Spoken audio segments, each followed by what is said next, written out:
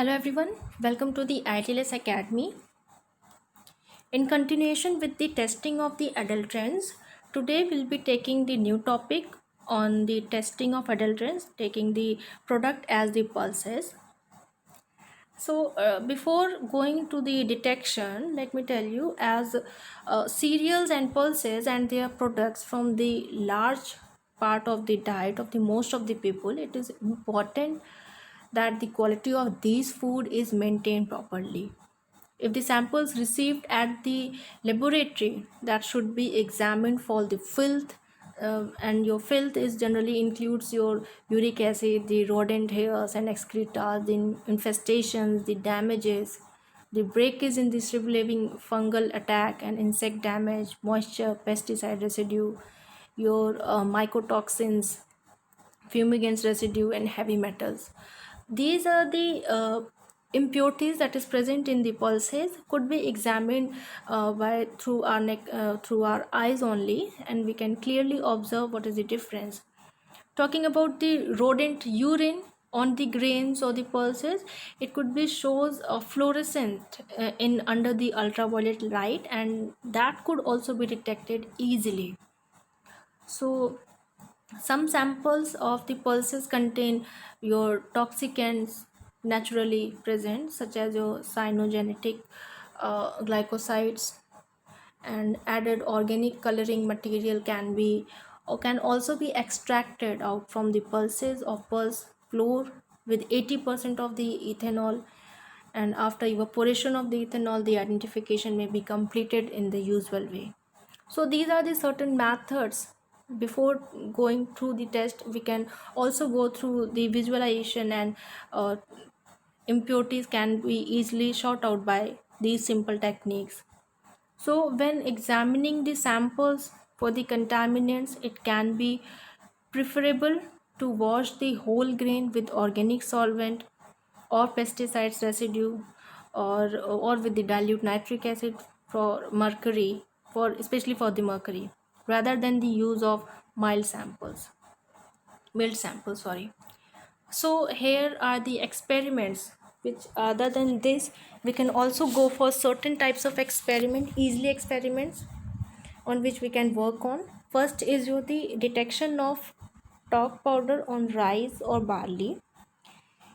The principle says that the talc powder is floated off or filtered, digested or ignited and baked properly. So here are the reagents that is mainly required for this detection. We need 10% of ammonia solution. We need a hydrogen peroxide solution of 3%. Hydrochloric chromic acid mixture. We have to carefully dissolve 10 gram of chromic trioxide in 100 ml of water, and then add it to 900 ml of concentrated hydrochloric acid. Procedure involves steps that includes we have to shake 20 gram of sample with the dilute ammonia and dilute hydrogen peroxide solution. Heat to about 60 degrees Celsius so that the gas formed causes the particles of the talc to come away from the surface. Now decant off the liquid containing the talc powder. Wash the grains several times with the water and add these washings to the decanted liquid. Heat the liquor with the hydrochloric chromic acid mixture to oxidize suspended meal. Filter off the talc, wash it and ignite it, and then you have to weigh it for its weight. Your interpretation says that in unpolished rice, the talc residue does not normally exceeds 0.025%, where if it exceeds above this level, then it could be included in presence of talc powder in the rice and barley.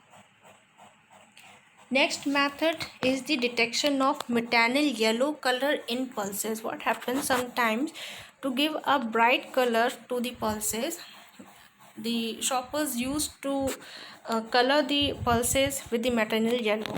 We can easily detect it by simple technique. For this we have to take 1 gram of pulses in a test tube, then add lukewarm of water to extract maternal yellow color in the solution.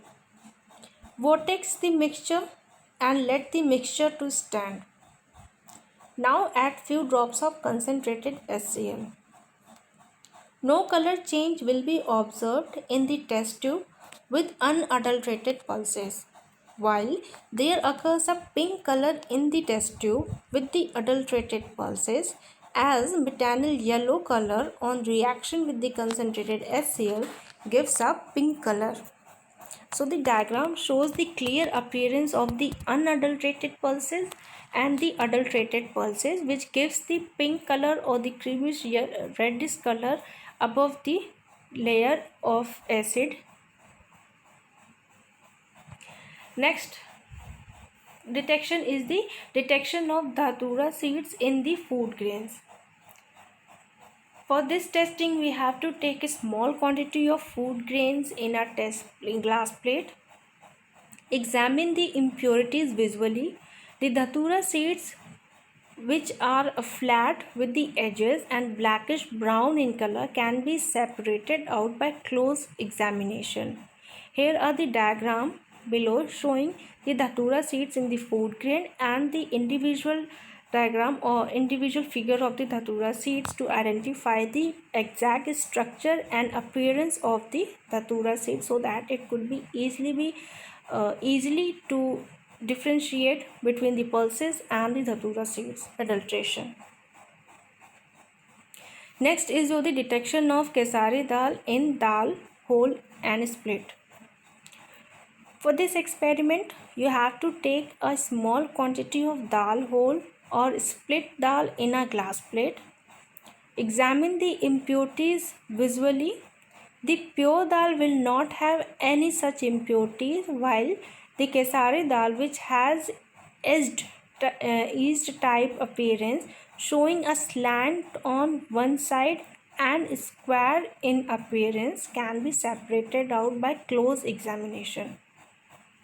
In order to differentiate between these two pulses, the pure diagram of the pure dal and the Kesari dal is shown below. You can easily be identified by seeing these diagram and can easily detect the impurities present in the pure dal as a Kesari dal.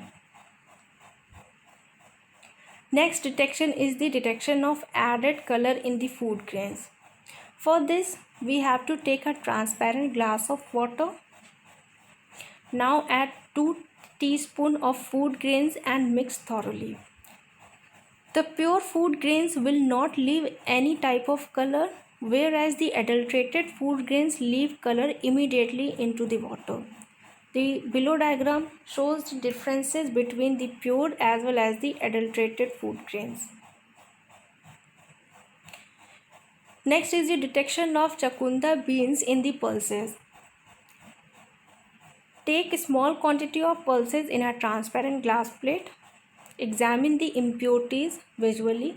Chakunda beans can be separated out by close examination. Here is the diagram I am showing here down in the slide, so that you could be easily be detect by seeing the chakunda beans and could be easily be differentiate between the original pulse as well as the impurities of the chakunda beans mixed in it.